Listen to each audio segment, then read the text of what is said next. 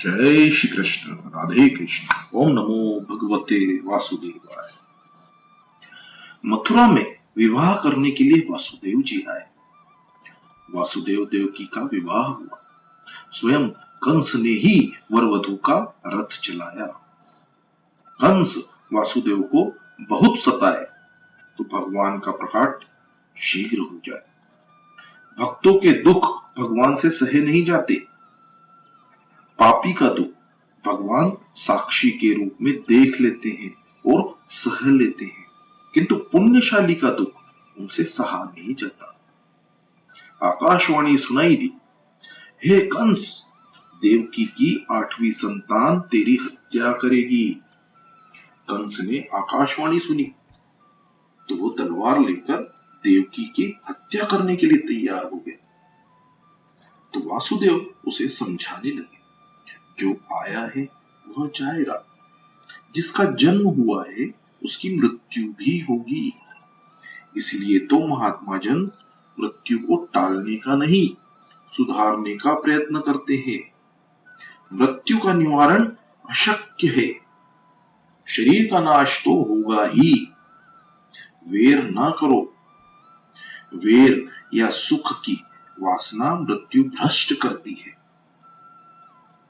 Where वासना का त्याग करके प्रभु स्मरण करता हुआ जो मरता है उसकी मृत्यु उजागर होती है।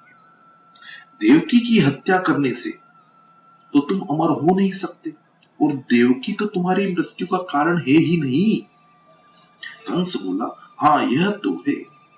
वासुदेव जी बोले, तो मैं देवकी की सारी संतान तुम्हारे हवाले करता रहूंगा। कंस ने सोचा कि यह भी ठीक ही है, स्त्री हत्या के पाप से तो बच जाऊंगा। उसने कहा, अच्छा, मैं देवकी की हत्या नहीं करूंगा। वासुदेव शुद्ध सत्व गुण का स्वरूप है। विशुद्ध चित्त ही वासुदेव है। देवकी निष्काम बुद्धि है। इन दोनों के मिलन होने पर भगवान का जन्म होता है। वासुदेव देवकी घर आए। प्रथम बालक का जन्म हुआ। वासुदेव ने बालक कंस को दे दिया। कंस का हृदय पिघला। इस बालक को मारने से मुझे कोई लाभ नहीं होगा। 8वां बालक ही मुझे मारेगा। यह तो पहला है, मैं इसे नहीं मारूंगा। 7 बालकों को अपने पास ही रखना। मेरा काल होने वाला 8वां बालक ही मुझे देना। वासुदेव जी बालक लेकर वापस लौटे। नारद जी ने सोचा कि यदि कंस यह अच्छाई करने लगेगा तो पाप कैसे कर पाएगा, और यह पाप नहीं करेगा तो भगवान अवतार नहीं लेंगे।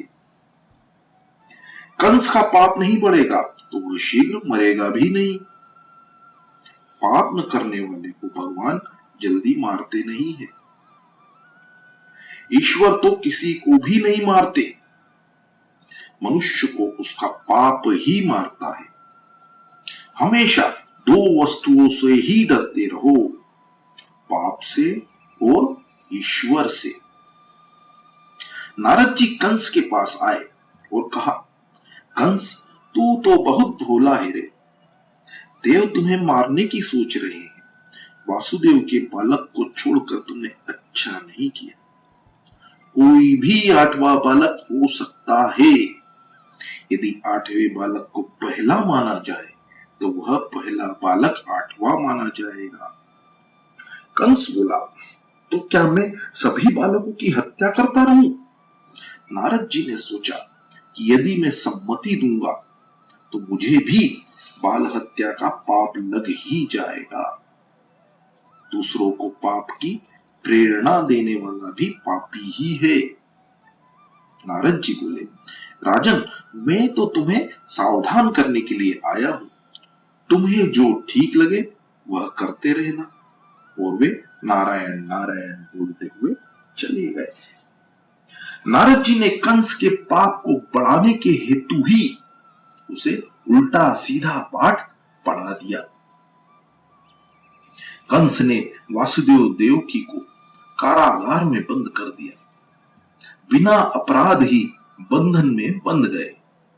फिर भी उन्होंने मान लिया कि शायद ईश्वर को यही पसंद है। यह तो भगवान की कृपा ही है। यह तो भगवान की ही कृपा है कि उनका नाम स्मरण करने के लिए एकांतवास मिला।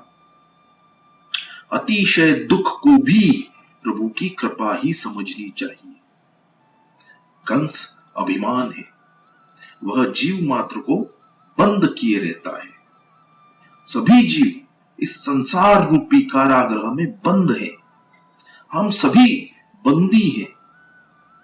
जीव जब तक काम के अधीन है तब तक वह स्वतंत्र नहीं है।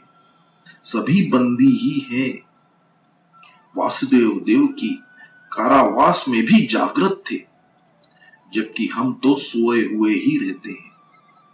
सारा जीव कारागृह के एकांत में जागृत होने की अपेक्षा सोया ही रहता है। संसार में जो जागृत रहता है वही भगवान को पा सकता है।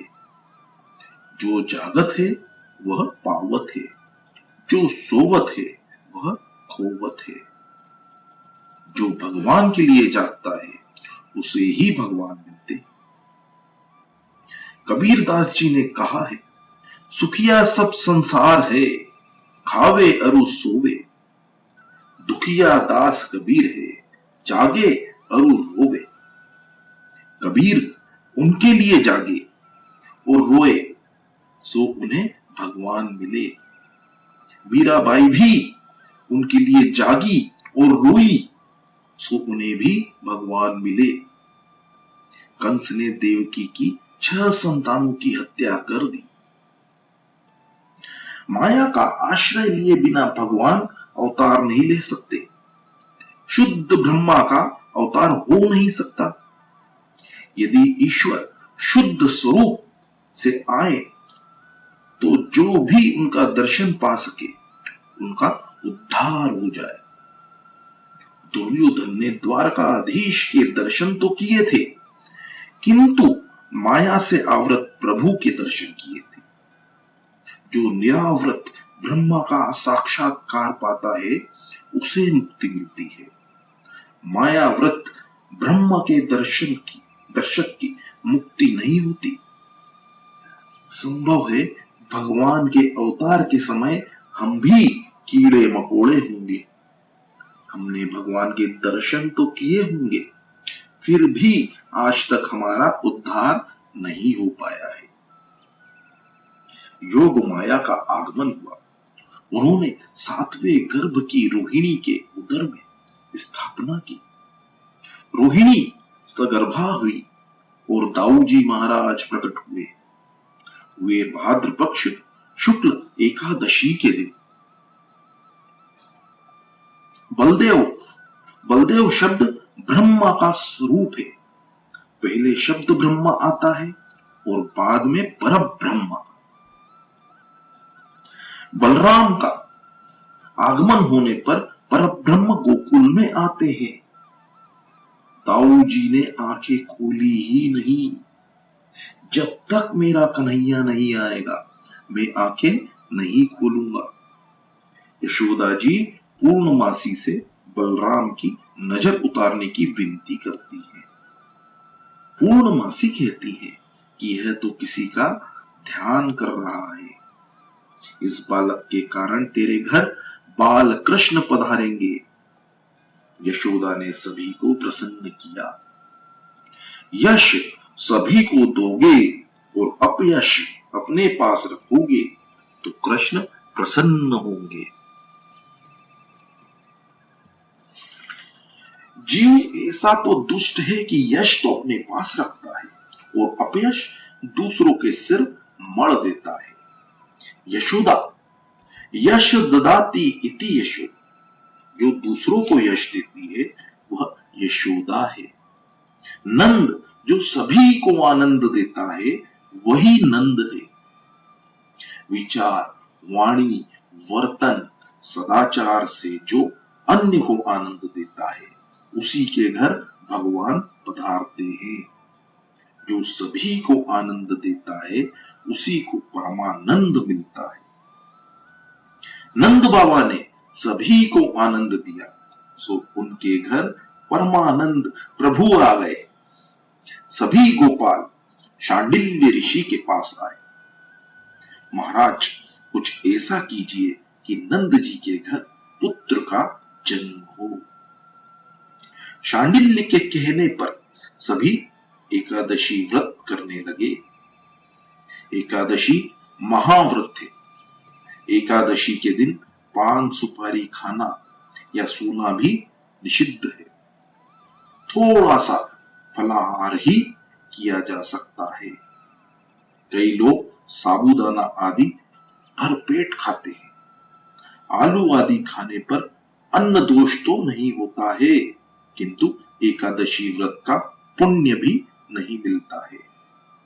अगले दिन क्या खाएंगे, यह सोच विचार एकादशी के दिन करने से व्रत भंग होता है। एकादशी के दिन तो भगवत स्मरण ही करना चाहिए। सभी ग्वाल की एक ही इच्छा थी कि परमात्मा प्रसन्न हो जाए और नंद बाबा के घर पुत्र जन्म हो। भाद्रपद शुक्ल एकादशी के सभी गोकुलवासी निर्जला एकादशी आदि व्रत करने लगे। सो भगवान गोकुल में पधारे। बालकों ने भी व्रत किया। सो वे कहते हैं कि हमारे व्रत के कारण ही कन्हैया आए। कन्हैया तो सबका है।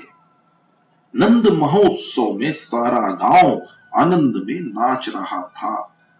सभी को लगता है कि कन्हैया उसका है। सारे गांव ने व्रत जो किया था। सुखदेव जी वर्णन कर रहे हैं, इधर देवकी ने 8वां गर्भ धारण किया तो उधर कंस ने सेवकों को सावधान कर दिया, मेरा काल आ रहा है। सेवकों ने कहा, हम तो सदा जागते ही रहते हैं, हम चौकन्ने ही रहते हैं। बालक का जन्म होते ही आपको समाचार दे देंगे।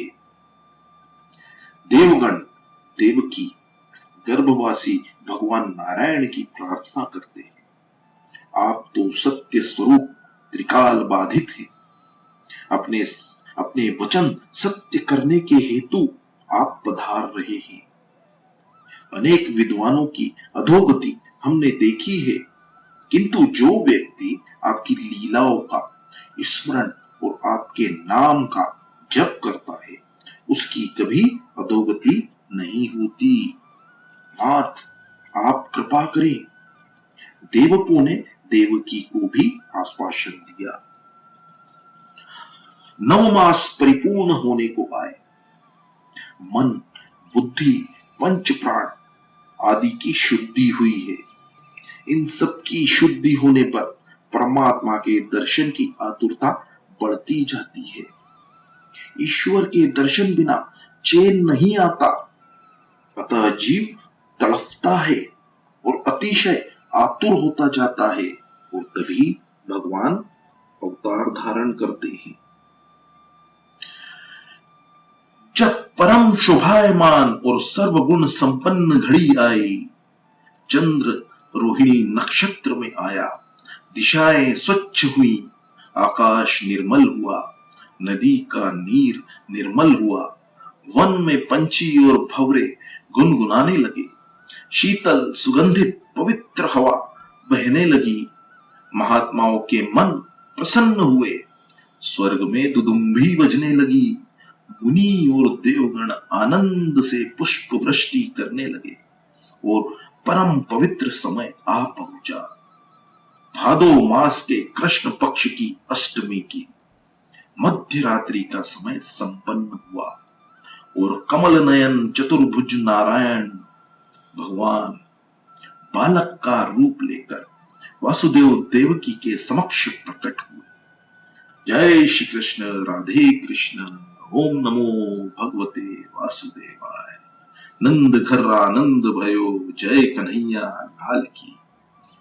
भगवान ने अपने श्री हस्तों में शंख चक्र गदा और पद्म धारण किए। चारों ओर प्रकाश बिखर गया। उनका चतुर्भुज स्वरूप यह बताता है कि उनके चरणों की शरण लेने वालों के लिए चारों पुरुषार्थ वे सिद्ध करेंगे। जो भक्त अन्यता से मेरी आराधना करता है उसके धर्म, अर्थ, काम, मोक्ष चारों पुरुषार्थ में सिद्ध करता हूं और उसकी हर प्रकार से रक्षा करता हूं। संपत्ति और संतति का सर्वनाश हो गया था, फिर भी वासुदेव देवकी दीनता पूर्वक ईश्वर की आराधना करते हैं। प्रभु ने कहा, मेरे चतुर्भुज स्वरूप का दर्शन कर लीजिए और 11 वर्ष तक मेरा ध्यान करते रहिए, मैं अवश्य आपके पास आऊंगा। भगवान का चतुर्भुज स्वरूप अदृश्य हो गया और 2 छोटे छोटे हाथों वाला बाल कन्हैया प्रकट हुआ। जय श्री कृष्ण, राधे कृष्ण। ओम नमो भगवते वासुदेवाय। नंद कर आनंद भयो, जय कन्हैया।